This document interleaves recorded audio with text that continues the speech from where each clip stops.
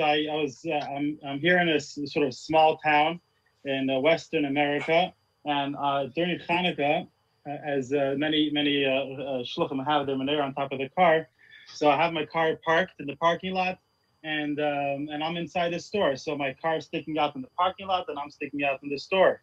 And so this couple comes over to me and says, "Is that your menorah?" I said, "Yes." I asked him, "Do you know about Chabad?" So he tells me he treated the Rebbe. And a comment like that stops you in your tracks.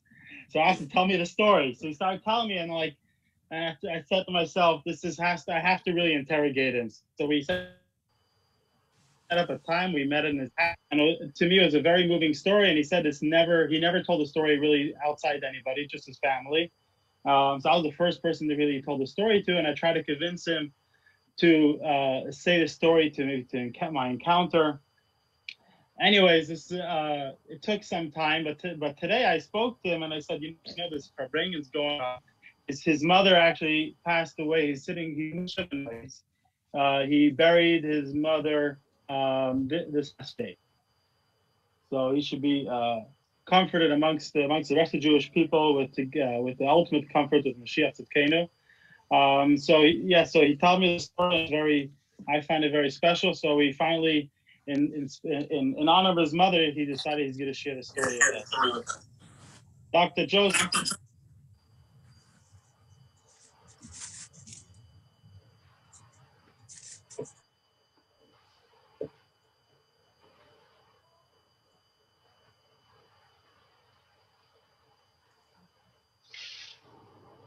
Oh, here. Unmute yourself. There you go. Okay. For some reason, I keep getting a message that the host is kicking me out of the meeting. Can you all hear me? We all hear you, and we'll deal with that host. Thank you. Did Rabbi Kessler finish? Yes, and let us just say thank you even before anything. Thank you for looking after our Rebbe. It was my honor and certainly my pleasure. And I have to preface this whole thing by saying, number one, it's wonderful since you can't sit Shiva on with COVID. This is about the greatest Shiva somebody could have. So thank you for having me. I'm very used to speaking to anywhere from 1 to 1,000 people as a professional lecturer in the area of foot infections and even fungal infections and toenails. But I haven't, as Rabbi Kessler said, this is not a story that I've told other than to him and close family members and friends. And it's a 26-year-old story. So my almost 65-year-old memory has some gaps in it. So please forgive me if I go through this story and I'm shaky in some areas and it's not as smooth as it would be as if I was lecturing on fungus toenails. So I have to let you know that right off the bat. But Rabbi Kessler wanted me to give you a little bit about my background. I was raised in the Reform movement during the 60s. Now, the Reform movement during the 60s, as I'm sure most of you are aware, was more a political movement than a religious movement. I never heard a sermon that was about the Parsha. I only heard sermons about Israel and why we should send money to Israel and civil rights and what about civil rights and donating money to different civil rights organizations. I really learned nothing about Judaism. I learned the basics. We certainly fasted on Yom Kippur. And we kept Pesach, if you would consider keeping Pesach. Our definition of hummus was bread and cake. Anything else, we were good. So it was not a particularly religious upbringing. And I always considered, but we had a very strong Jewish identity. And my parents, both now of blessed memory, of course, instilled this in us, this very strong Jewish identity. But is what you run into all the time. People who consider themselves cultural Jews or secular Jews. We're not in any way, shape, or form religious. So that's my background. That's where I come from. And my background in Jews. I even went to summer overnight camp at one of the Reformed Jewish camps, Camp Harlem in the Pocono Mountains of Pennsylvania. So I had a strong upbringing in that regard, but I did not really know the religious aspects of Judaism. I didn't know about the mitzvot. I really knew very little. So what happened was, let's fast forward a number of years. We're now in late 1993, early 1994. I was a faculty member at the Pennsylvania College of Podiatric Medicine in Philadelphia when I received a phone call from a friend of mine who is a podiatrist in New York, who says to me, Warren, I really need you to see a very important patient I have. He has a problem in his foot, and the problem in his foot had something to do with what my specialty was. It wasn't fungus, it had to do with having an infection in his foot. And I really need you to come up and see him. He said, well, come on, it's kind of far. I'd come up to New York. Can't he come down here to Philadelphia? And he was like, no, you don't understand who this man is. This man is one of the most important rabbis in the world. He is the Lubavitcher Rebbe. His name is Rabbi Schneerson.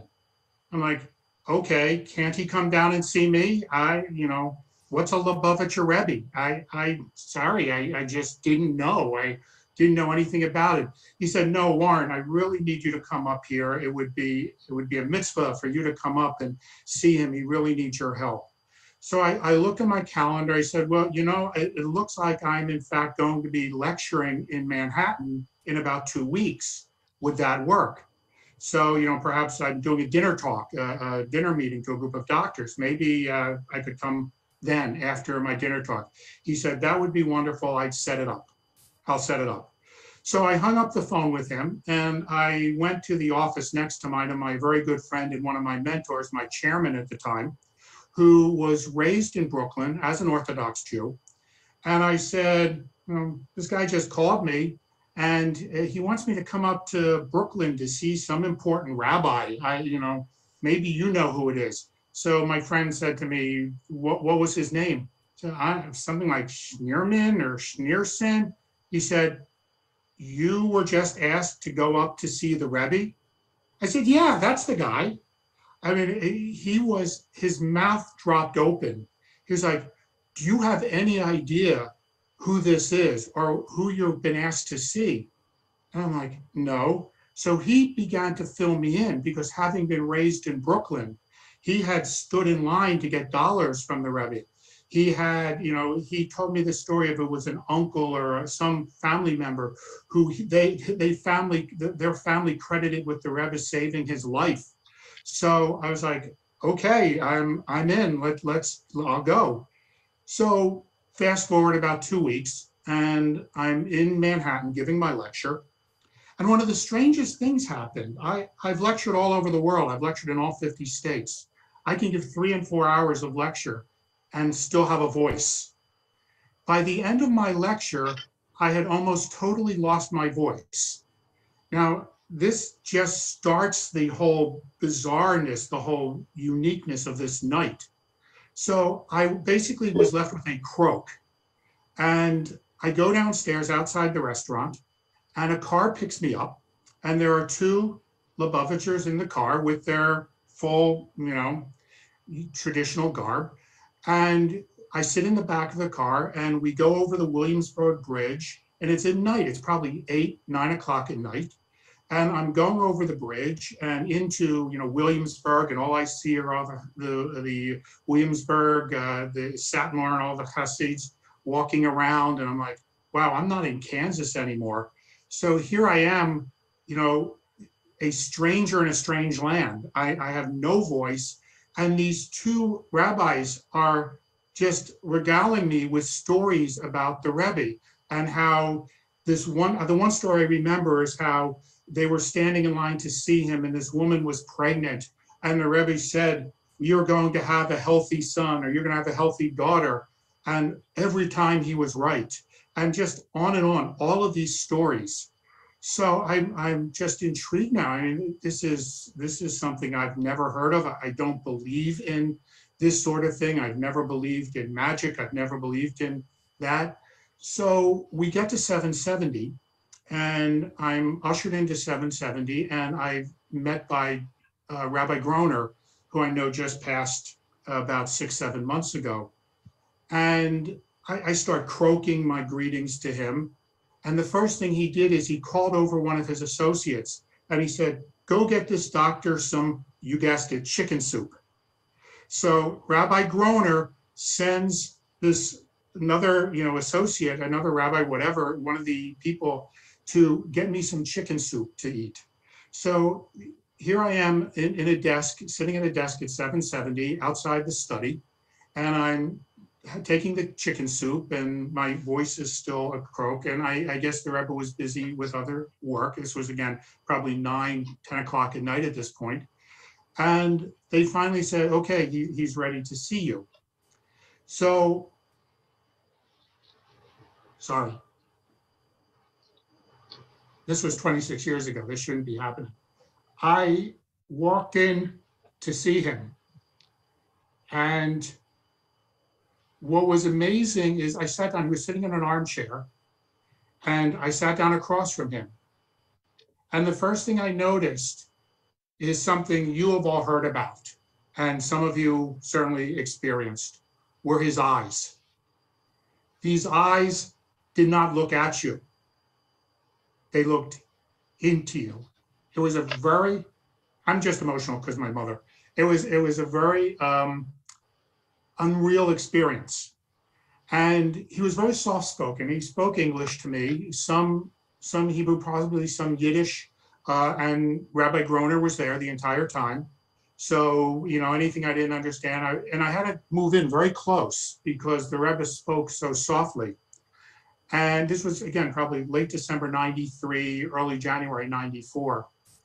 And what I found interesting was I was there to see him. I was there to treat him. But he spent almost the entire time talking to me and asking me questions. Where are your people from? What is your background? And I explained all this to him. I explained where I came from. I explained where my lineage was from. And, just spent that time in the room. It was probably half an hour, maybe, that I was essentially one-on-one with him in the room, in his study. And his bed was in there because he was sleeping in his study at the time. And after we finished, and I took care of him from a medical standpoint. And after we finished, he asked me, is there anything I can do for you? And I said, I, being somewhat self-deprecating, I said, listen, for me, no. But at the time, I had 2 sons, one 3.5, one 5. They're both over 30 now, which is, mind-blowing. I said, please bless my sons and my wife. And he agreed, and Rabbi Groner took their names. I believe I had their Hebrew names at the time. And I left. And, I was escorted out, and I was put back in a car and driven back to the hotel. Now, somewhere, and I can't remember, and I asked my wife, and she doesn't remember, it might have been, that was early in the days of cell phones. I don't remember if I had a cell phone at the time or I waited till I got back to the hotel. And it was late. It was probably close to midnight. I called my wife.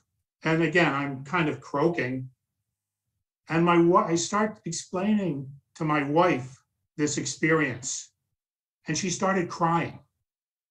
And I had never seen or heard that. You remember? My wife is sitting and listening, make sure I say everything right. And she started crying. I said, why, what's wrong? She said, something's changed. I hear something different in you.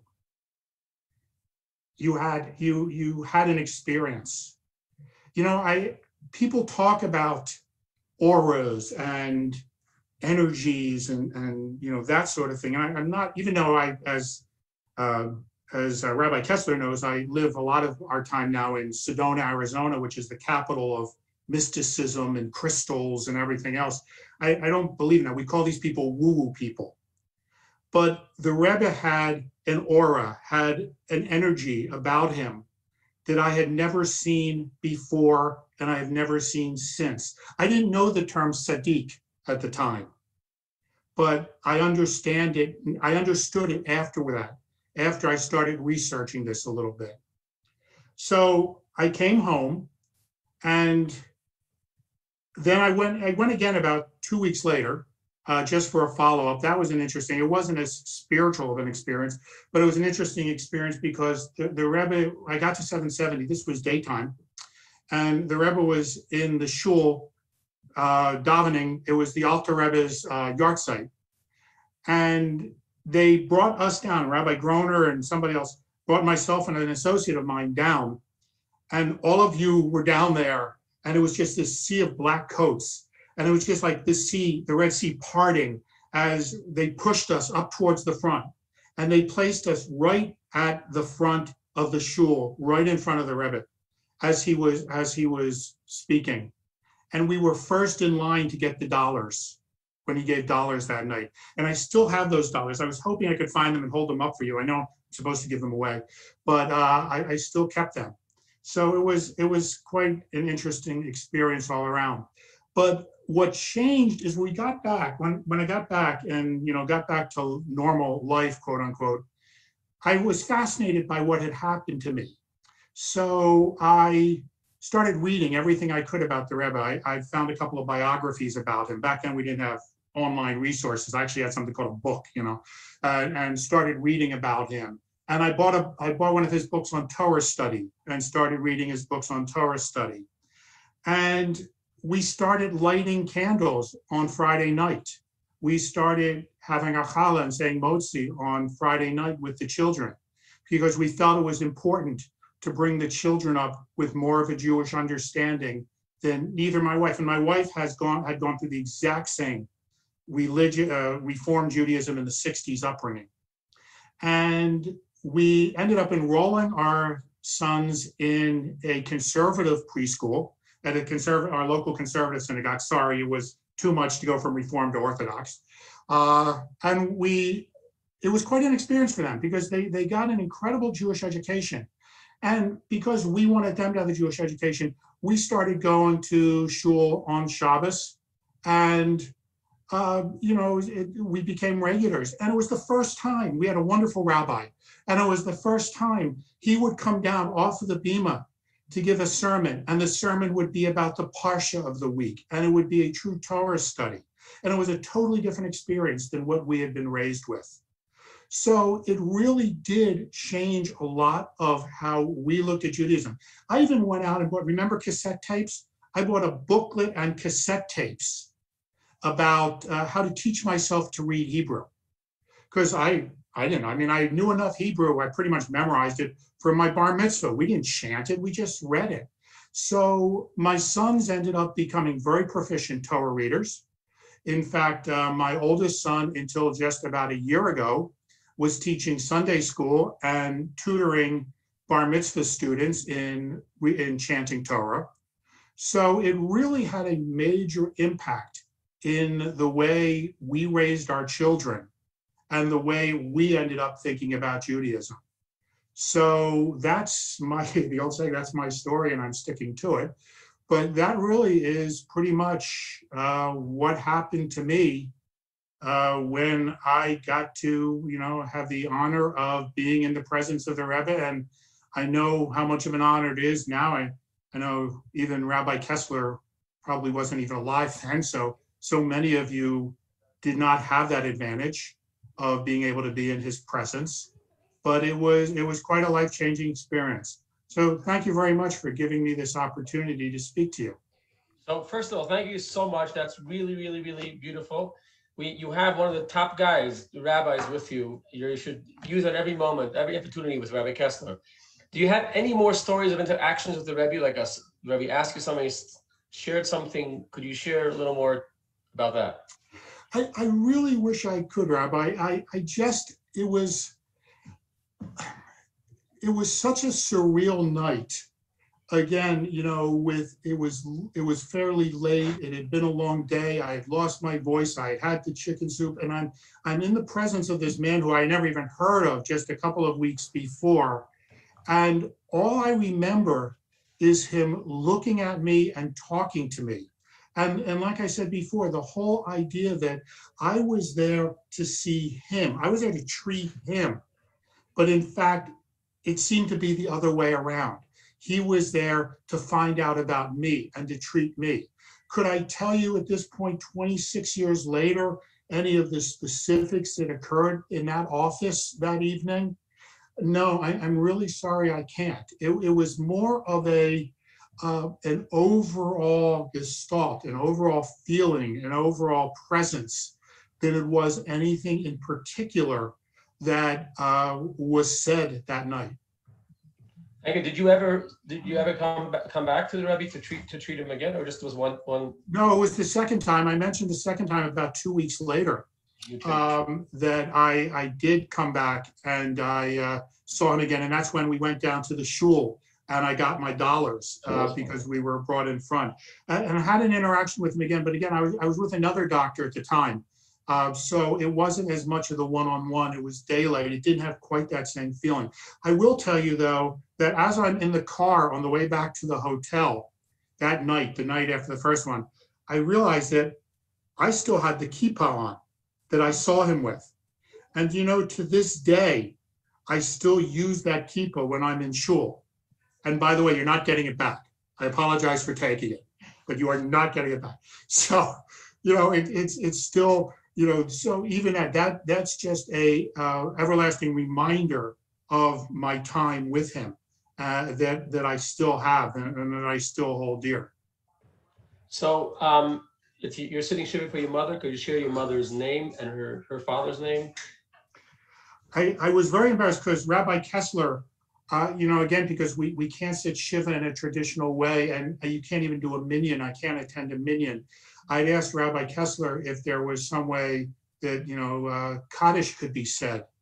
And he said, please, you know, please give me her Hebrew name and her father's Hebrew name. And I checked with my brothers, and I'm embarrassed to say that none of us remember. Her name was Ruth Bram, you know, Ruth Joseph, and her father was Norman Bram. I remember her once, I think the Hebrew name she used was Rachel. But I don't really, I know Rabbi Kessler mentioned, well, Ruth is actually a Hebrew name. But for some reason, I remember Rachel. I don't remember my grandfather's name. He was a great man. You know, he was an amazing person. He was a dentist. I got a lot from him. So it was, I mean, I certainly wish I had that, but. The English name is good. We have so many. I just want to say something that I know this dear man, and the conversations that we had. He's like you said, he's not a typical Sedona woo-woo kind of guy. He's very much science. He's not into the extra spiritual kind of stuff. And the impact that he made when I was sitting with him and his wife, you know, he's blaming it on. I mean, obviously, you know, it's all the emotions is going on, but sitting with his wife in his home over there, they're you know, sort of reliving the experience and getting emotional. So the difference, you have this person who is, you might say, otherwise not very spiritual, very much sort of grounded in science. We spoke about having chavrusa, and the most I could get was maybe Talmud, but you know, Hasidus, Kabbalah, that's a little like, you know. So maybe we're gonna have a look at the Sichas Chavrusa, but so the impact that this had, that you know, such a powerful experience that it changed his whole trajectory, his family's life for decades is just amazing, just by being in Rebbe's presence. Chaim, Dr. Warren, I just as someone who's I'm receiving so many WhatsApps from my friends around the world as you're speaking. I'll just read one of them that says, "You must thank him for treating the Rebbe. Surely you remember the tremendous pain we saw the Rebbe, how much pain the Rebbe was in that time." So, and this comes not from me, from all of us, that you were able to relieve any of that. And one of my friends pointed out to me that there's an expression we have among Chassidim as the Rebbe bleibt nicht kein Bal Chayv. The Rebbe doesn't remain, will always give back fully. And here you are 26 years later that you can't sit Shiva, and here you are with 1,000 Lubavitch Chassidim, Shluchim, and this is the greatest Shiva that you can have. L'chaim, in honor of your mother. And again, thank you from the bottom of our hearts for any relief that you gave to our dear Rebbe. Again, it was both an honor and a pleasure, and I can't believe we have 1,000 people listening to my story. It's just kind of mind-blowing to me. And Rabbi Kessler should actually receive much of the nachas here, or the thank you for pushing.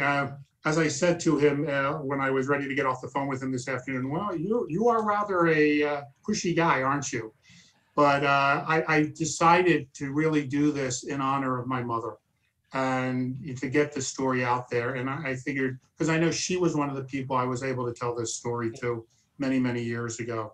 And I'm certainly honored to be able to present it. I've certainly read about the Rebbe's classic Fabrengens. It went on for days, and while he went and lectured, and I read all about those. So to be invited to attend and speak at one is truly an honor. Thank you.